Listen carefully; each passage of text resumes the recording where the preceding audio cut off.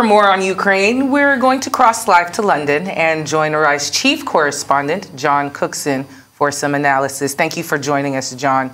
It seems it's a foregone conclusion, Ukraine's candidature for the EU membership. It's been approved. So it will be approved. We're assuming that's going to be happening very soon. What does this mean for Ukraine? Yeah, good afternoon to you. Yes, it will be approved this afternoon. I've seen the draft resolution, and it's very clear that the EU is going to approve candidature for Ukraine and also Moldova, a tiny state which used to be part of Romania, which also borders onto Ukraine. It's been a fast journey for Ukraine.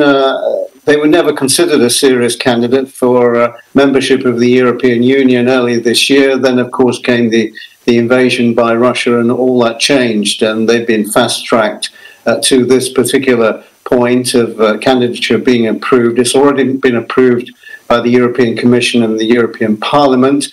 And, of course, it follows a visit last week by the leaders of Germany, France and Italy to Kiev to meet with President Zelensky. The meeting gets underway in about an hour from now, and we should get the result probably 5 o'clock, 6 o'clock Lagos, London time. So a hugely important decision both for the European Union and also Ukraine, which is a geopolitical success story for it, although as you might think it's largely symbolic, given the length of time it takes from candidature to actual European membership.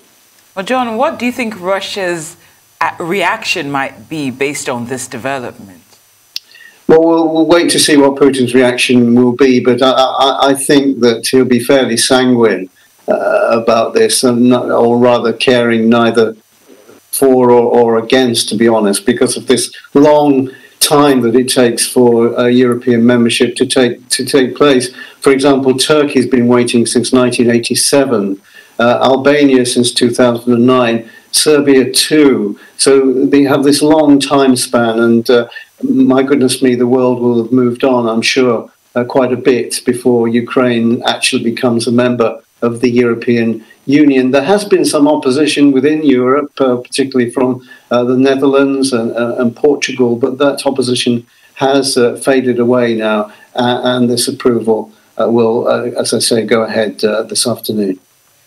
So, John, why does EU membership take so long to achieve? They have to meet certain conditions for membership. For example, a stable, functioning democracy, which Ukraine doesn't have. They have to have a free market economy, which Ukraine presently doesn't have. And also they have to absorb all European Union legislation, particularly that in respect of human rights and respect for minorities, which none of these Eastern European countries ever had before some of them went on to join the EU. And it takes a long time for all this legislation to be absorbed by the potential member state like Ukraine. And this is another reason why perhaps Putin is fairly relaxed about this, because he knows that it will take many years for Ukraine to absorb all these EU laws into the Ukrainian legal system.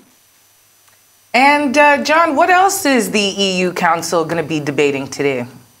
It's a packed agenda, actually. There'll be the rubber stamping of the candidature for Ukraine, but they have other important issues to discuss, not least the food crisis, and they will try and get some breakthrough in relieving the logjam, which is stopping millions of tons of grain leaving Ukraine, badly needed by countries in Middle East and Africa.